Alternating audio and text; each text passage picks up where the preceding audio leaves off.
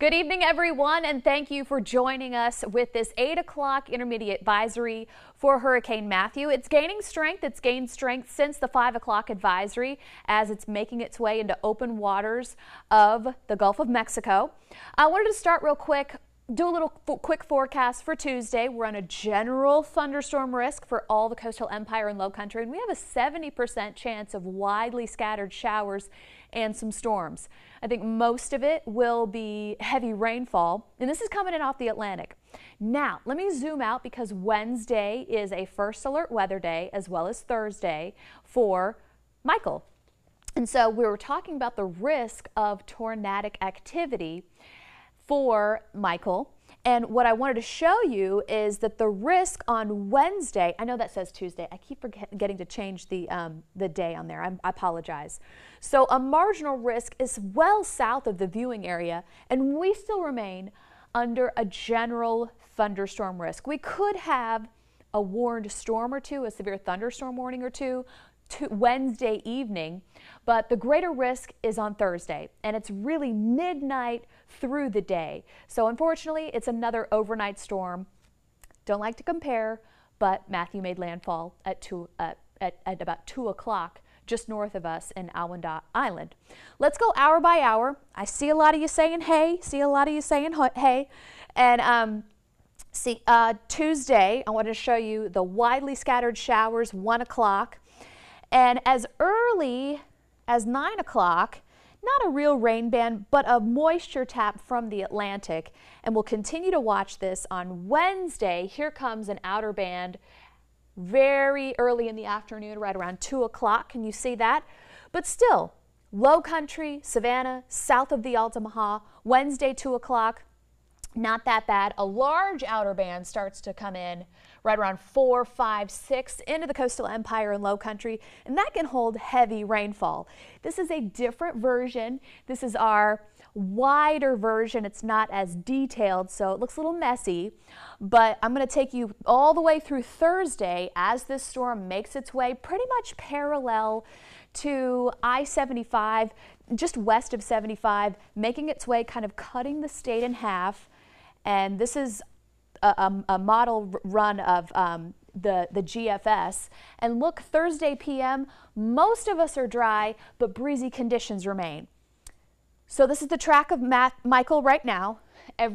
All day today, we were kind of getting like Matthew, Michael.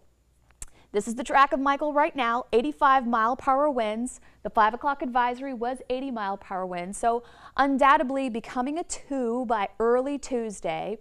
And so still making landfall as a 3.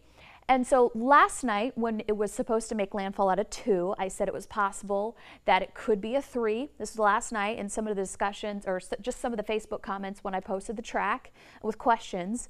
And this is only about 5 miles per hour difference than reaching Cat 4 status. So I've seen a couple of people post from different places, hey, could this be a Cat 4? And it very well could become a Cat 4 because it is intensifying rapidly as it continues to move north, and it's got a little bit better forward movement at 12 miles an hour. So let me just say hey to everybody and try to get to each city by city. So a general idea of what's going on. And I wanted to show you, it transitions from a hurricane, category 1, to about a tropical storm somewhere near Macon, give or take, right? And so you're thinking, wow, Macon, that's not too far. Hurricane winds only extend out to about 35 miles, so it's a very tight center of rotation. So the coastal empire and low country on this track, the National Hurricane Track, not expected to get any hurricane force winds. Great, right? But we are expected to get tropical storm force wind gusts. Now, a lot of you saying that can go up to 74 miles an hour.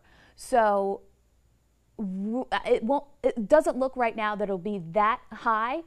Last night when the track was a little wider, a little not so far west, it has shifted west over the past 3 or 4 runs. So it looks like high-end tropical storm force winds on the low end of the spectrum. Tropical storm force winds extend out 175 miles, and so from the center of rotation. So if we take the center of the track, 122 miles. So everybody in the coastal empire could see 30 to 40 mile per hour winds. If you are closer to the center of rotation, say 69, and I chose Vidalia, I chose Glenville. If you were in Candler County, even if you're in Statesboro, possibly a 50 mile per hour wind gust, and I'll show you both versions of those wind gusts. But if you're on Hinesville, you're a little further away, still 30 mile per hour wind gusts could be in the cards. So here we go. Now this is the European model. So we're going to go with the higher end wind gusts, prepare for the worst, hope for the best. This is Thursday morning at 1 o'clock. I started it here because into late Wednesday evening, wind gusts are still in the teens, high teens, maybe some 20s. So you're getting that onshore flow, that counterclockwise rotation. So it's coming in from the Atlantic at that point, okay? This is 1 a.m. on Thursday. Uh-oh, Jamie. Hang on for a second. I paused it here. That's what I did. Let me go back. I did not want to pause it. Okay, so let's go ahead and play.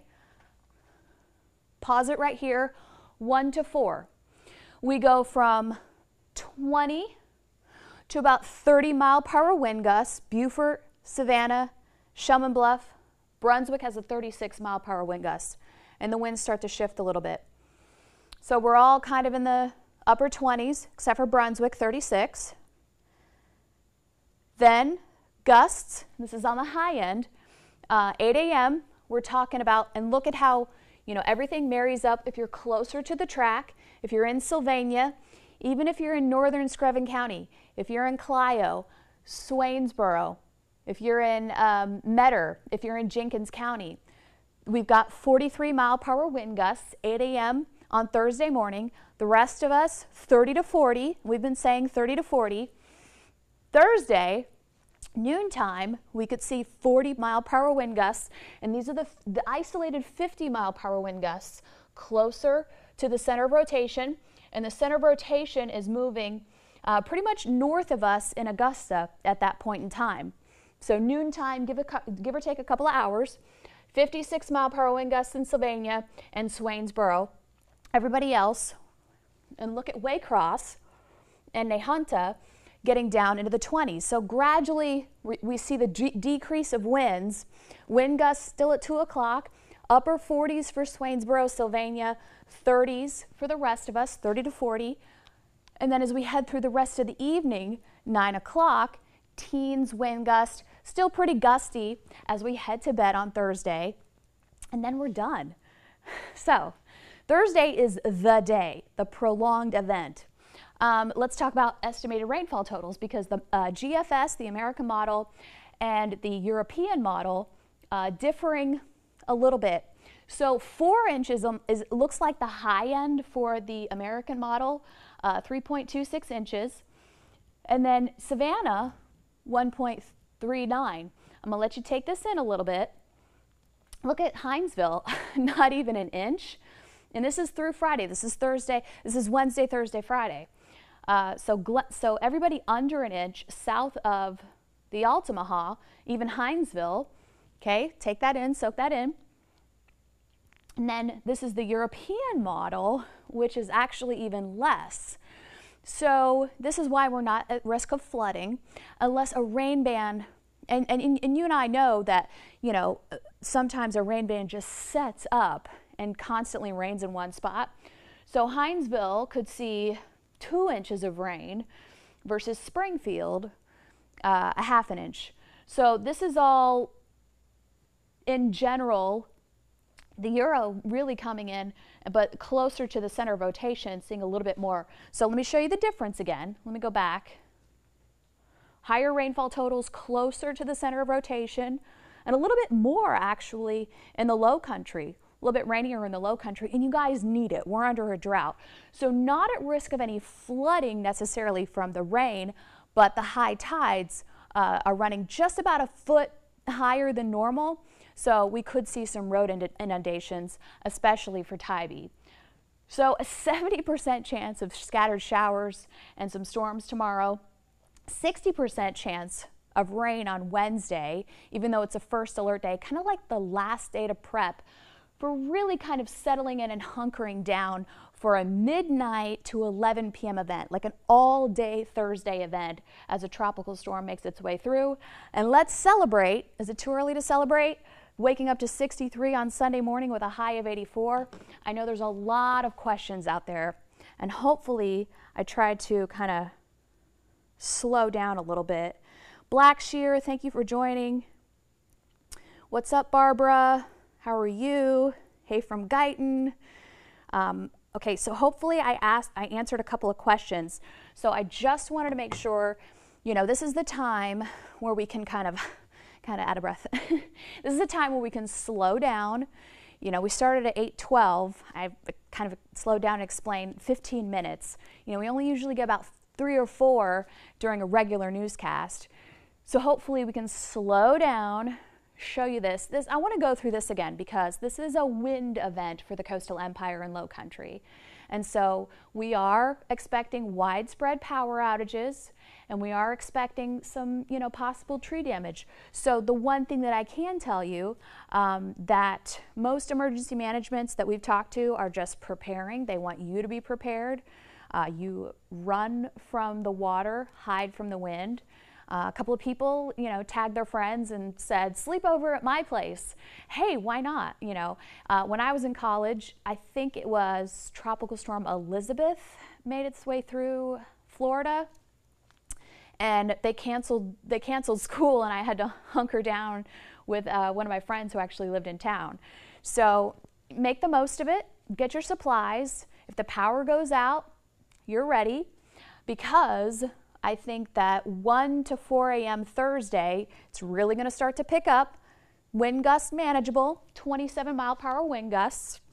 These are not sustained winds, okay? Thursday, 8 a.m., you're going to be waking up. Sun's going to be coming up, going to be rainy. It'll be that gray, windy day. I vividly remember driving home from Matthew at sunrise. 43 mile per hour wind gusts. So we're looking at wind gusts in our very outlying counties. Don't discount Vidalia could possibly see a 50 mile per hour wind gust. I'm just using some time frames as reference for you. Thursday, 12 o'clock, that's 50 plus mile per hour wind gusts in Swainsboro and Sylvania. Maybe even if you live in Clio, if you live in Metter, everywhere else, 30 to 40, that's 12 o'clock. And look, our southern counties starting to see those winds die down, okay? So here we are, 2 o'clock, still seeing wind gusts in the upper 40s, 30 to 40 across the Coastal Empire and Low Country.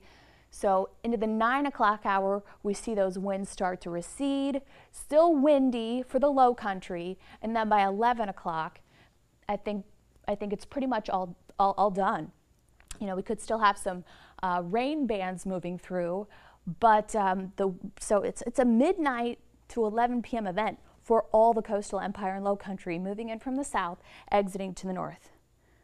Okay, there's a lot of questions on here. I tried to slow it down as much as possible. If you have a specific question, and I know, you know, Dave and I and the weather team struggle trying to get every city on here, but Springfield covers this city, and, you know, Little Wissy can't fit here because it's so close to Hinesville. So if you live within, you know, a 20-minute driving distance of a city that's plotted on this map, you know, go ahead and say, well, you know, I live in Little Wissy, but Hinesville, that's pretty much the same, okay? We're going to wrap this up. I need to write something for the web. I need to get ready for Augusta. They're going to get a little bit worse than the WTOC viewing area. And of course, we do the weather for Augusta.